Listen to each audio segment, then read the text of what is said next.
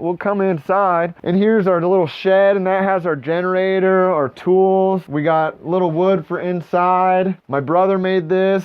You know, it's not the most amazing piece of furniture in the world, but my God, we're not gonna throw it away. Normally we take off our shoes when we enter, but we're gonna make an exception this time. So now we are in the immaculate kitchen of our cabin here. Nothing spectacular, but you know, we got what we need and some. The oven wasn't here when we bought it. We brought the oven in, got some basic shelving, you know what I mean? Nothing spectacular. Don't mind the diet and the Whoppers. This was here, you know, the guy made this countertop. It's beautiful, you know what I mean? But this happened this year. It's not the most pressure in the world, but hey, it works. And then we can filter it, you know? We got a filter that hooks up to the well, goes through the filter, goes into the tank upstairs, which you'll see, and then we filter it through here. So we do filter it twice before we drink it. Haven't had it tested yet, but it passes the taste test with flying colors. The guy who built this house, his name is Wayne Sapp. He was from Iowa. Him and his wife bought this land and built the house. They were going to use it as a summer retreat, but then they had, before he finished the house, they had a big tornado storm that blew down their biggest barn in Iowa, and they needed money. So they ended up turning around and selling the place, and that's why we got it for such a good deal. But now I'm really glad. At first I saw it as like kind of a, gosh, I got this house, I don't know what to do, my Lord. But now I'm thankful because we've been able to do a lot more work outside, and I couldn't build something like this. You know, I just couldn't, not yet in my life, you know. Like I stated before, there are unfinished projects. You'll see, we put the wood stove in.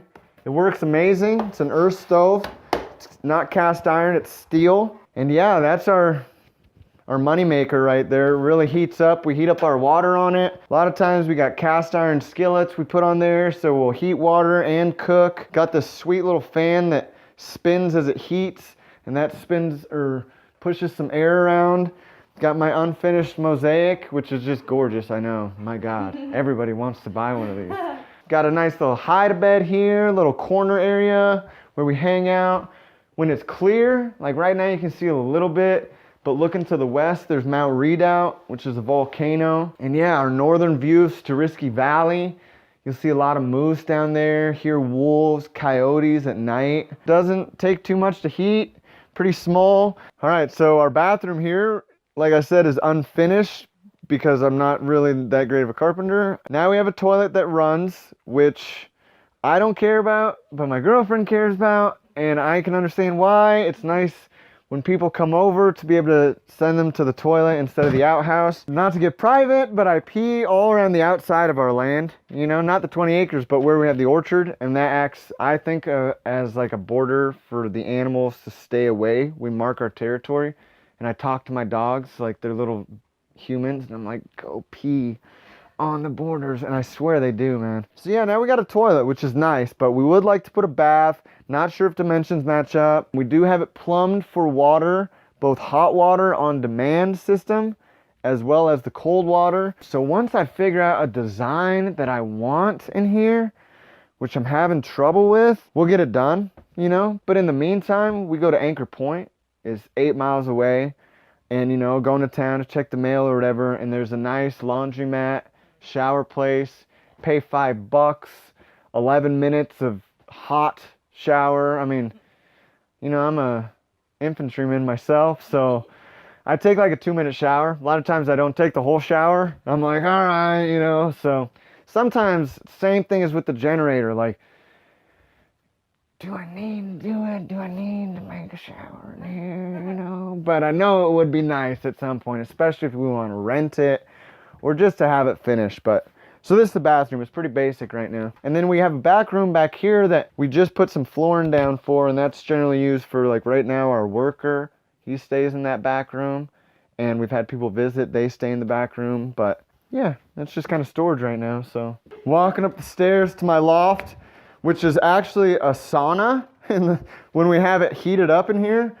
It's a beautiful thing and a bad thing, you know, having a loft like this. We don't have an overhead fan, which we would really like to get, or some other fan up here. But when it's cold outside and you have the heat blazing up here, I mean, you're sleeping desnudo, which is Spanish for without clothes. Like, you can't be in clothes. It's so hot, man. We did have a house sitter stay here at one point, and she was really into, what's that, hot yoga, Bikram? Yeah. And she was like, this is the best yoga studio ever, you know, and she loved it. But same type of thing, floor's unfinished, you know, we got some carpet tiles, thinking about laying down, but then I'm like, oh, why should I got other things I want to do. But pretty simple, you know, got our bed, our little table area, a rocking chair, you know, a friend gave us, our little hot water heater. Earlier, I made a mistake because usually I have Levi, who's the plumber, fill up the water tank. You know, we run the well, fill up the water. Well, I was the one in charge, and of course, I'm Mr. Multitask, so I was building a fire at the same time, and it overflowed, you know? So we ended up having a little bit of water that went on the ground here underneath it, and I'm cleaning it up, so sorry for the mess. But it's our little closet space, you know, it ain't nothing spectacular, man, but it's easy, it's simple, you know, I don't spend a lot of time looking at what I'm gonna wear in the morning. I generally just put it on and go forth with my day. So yeah, I mean, it's nice up here, man. You know, you can sit in the rocking chair and look out to the north, and if it's winter, I mean, literally you can lay in bed and you can see the northern lights. I mean, my girlfriend's first winter was here in Alaska, her first winter. And on her birthday, October 1st of that year, I remember I woke, for some reason I had to wake up and go to the restroom, and I went outside on the deck and I looked up and they were just all over the sky. I was like, oh my God. I came upstairs like, Sunrisa, you gotta go, check it out. She's like, what? And she gets out there and literally just cries. She's just crying. Oh my God. Yeah, she was up for like 45 minutes, you know, like you can walk probably longer. Me, I've seen it so much, you know, I grew up in Nome, but seen it so much, it's like, oh yeah, the Northern Lights, it's great, you know, but it is really nice to be able to be in your own home, look out the windows, go on your deck. There's no light pollution, which is another huge quality in off-the-grid living. No light pollution. I see the stars. I see, you know, I wouldn't say Uranus, but I see some things out there, you know.